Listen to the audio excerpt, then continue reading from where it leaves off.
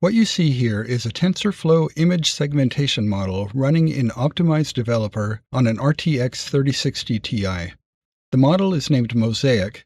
I'll include a link for where you can download it on Kaggle.com in the description below. It's processing a video that I downloaded from a stock image site. In the Visualize script box on the right is a script that's running this process, which I created without any Python or C++ or any other code. Let me give you a quick overview of how the Visualize script is structured, and then we'll run through some of the steps in more detail so that you can see exactly how you can create scripts like this to perform computer vision tasks. When we run the script, the startup section at the top runs once to do some initial setup, and then the rest of the script, other than the shutdown section, runs in a loop to process each video frame. The shutdown section runs once when the script is terminated. In our startup section, first we open the video file. All of these steps above the Start Streaming step read data from a configuration file I created to enable me to quickly switch between video files. If I had just one video file, I could skip all of this and just use a single Start Streaming step. Next, we have a few steps to prepare for scaling the images. The reason we need to do this is that this particular ML model requires its input images to be exactly 1024 pixels high and 2048 pixels wide, and its output has those dimensions too.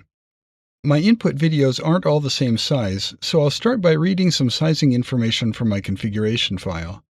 And then I create a blank image to use to combine the different parts of the segmentation model's output, and I set up a calibration to use to scale the composite image back to the original image dimensions. Finally, I set a variable here that we can use if we want to skip frames in the video file. So now we get to the meat of the script. First, we take a picture, which in this case means that we grab a frame from the video file. We could just as easily have grabbed an image from a camera, either by connecting a camera directly to our computer or by connecting to a live video stream over the internet. Next, we use our ML or machine learning tool to feed the image we just captured to our segmentation model. We'll take a closer look at the settings for the ML tool in just a minute, but for now what you need to know is that I've configured the tool to convert the output of the segmentation model into 19 binary or black and white images. Each of those images shows which parts of the original image contain, for example, cars or people or the road or buildings and so on. The page on Kaggle.com for this model claims that it achieves about 77% accuracy, which matches what we're seeing here pretty well. It does a pretty good job of giving us the overall picture, but certainly misses a lot of details. This next section takes those 19 binary images and combines them into a single color image that you see below. Then we display both images, the input and the output of our process. As I mentioned before, we first scale the output image back to the size of the input image, which is what happens in this transform step.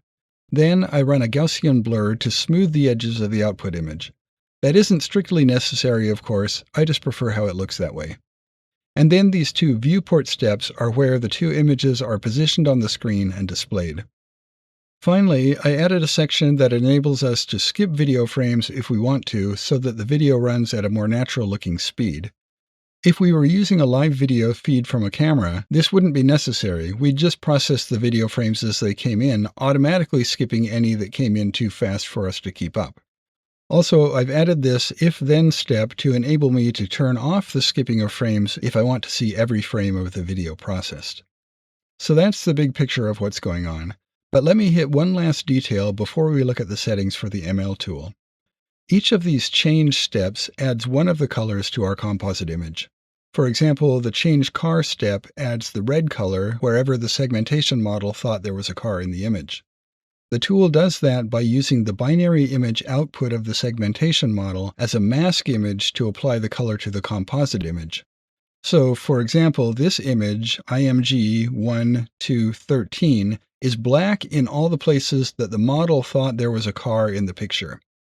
Our Change tool is going to set the pixels in our composite image to these RGB values wherever the mask image is black. For each of the different object classes supported by the model, we have a change step that uses a different mask image and a different color, and altogether that gives us a color for each pixel in our output image. So finally, let's look at the ML tool. As you can see, we have fields to tell the ML tool which model to use. We tell it to run the model as opposed to any of these other options. We specify which image to use as an input, in this case, video.mjpg. If we wanted to, we could have it process only part of the image by specifying an ROI or region of interest, but we're just processing the entire image.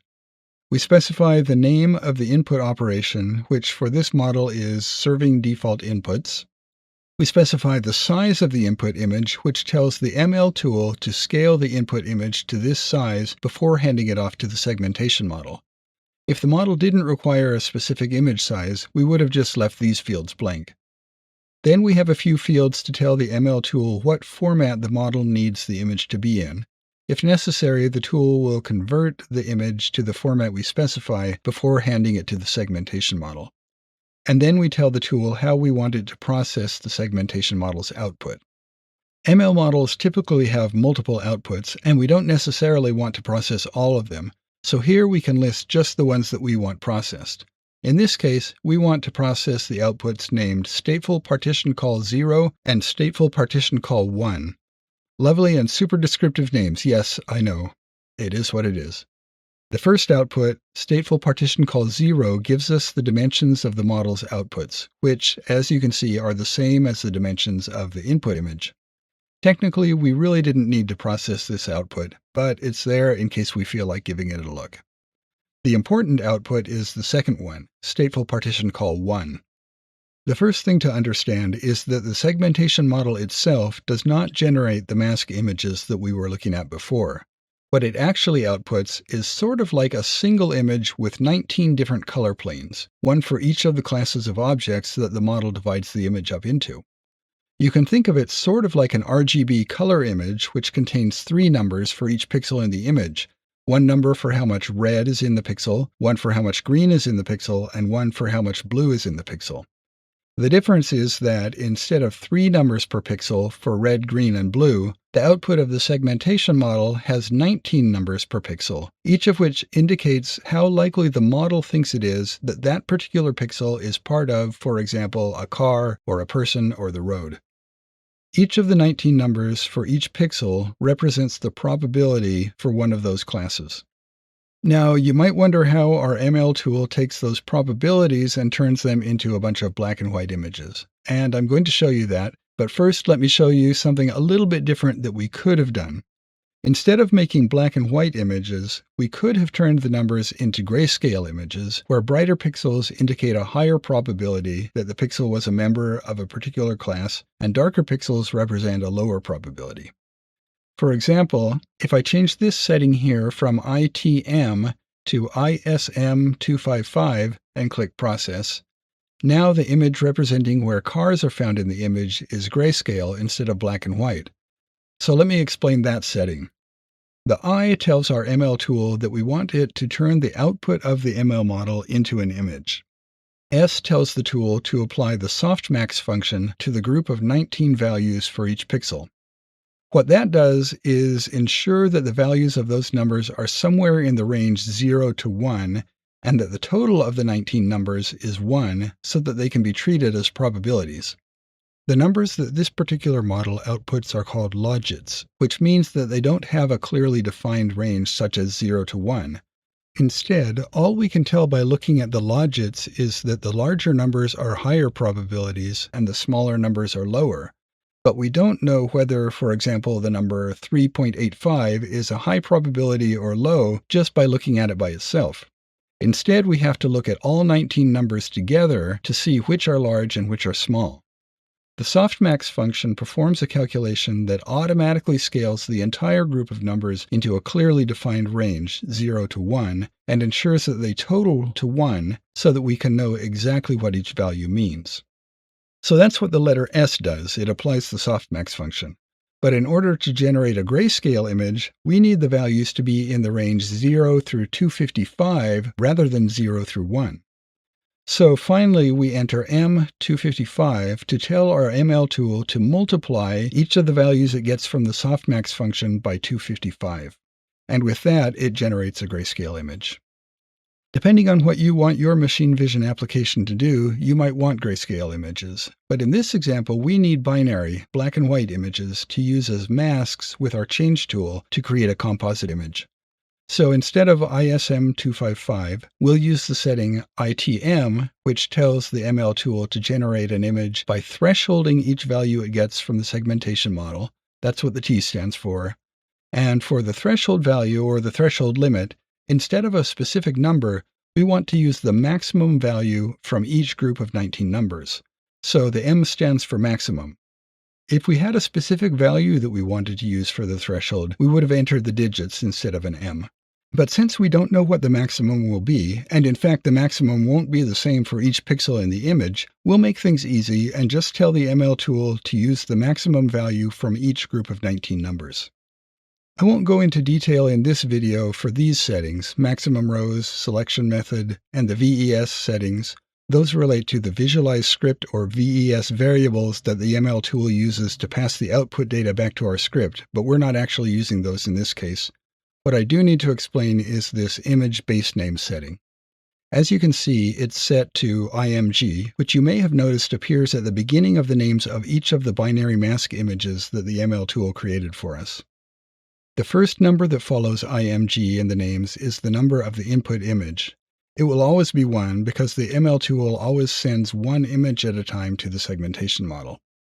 The second number is the output operation number, which is a 2 for all of our images because the images come from the second of the two outputs that we ask the ML tool to process for us. The last number indicates which object class each image represents. For example, we saw that class 13 represented cars. By knowing which number represents which object class, we're able to control what color we get in our output image for each class of objects. So there's an example of how to use an image segmentation model in OptimEyes Developer. Of course, if our goal was, for example, to watch a video feed and alert us whenever more than 15% of the image was filled with people, we probably wouldn't bother making a composite image like we did here. Instead, we'd use our other tools to analyze just the output images for people, of which, by the way, there are 2, one for people and one for riders. And then perhaps we'd use our serial I/O tool or maybe our wave player tool to alert us if the percentage ever got over 15%.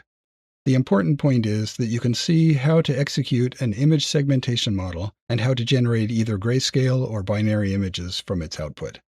I hope you enjoyed this video. If you found it useful or interesting, please leave a like or comment and subscribe to be notified when we post more machine vision videos in the future. Thanks for watching.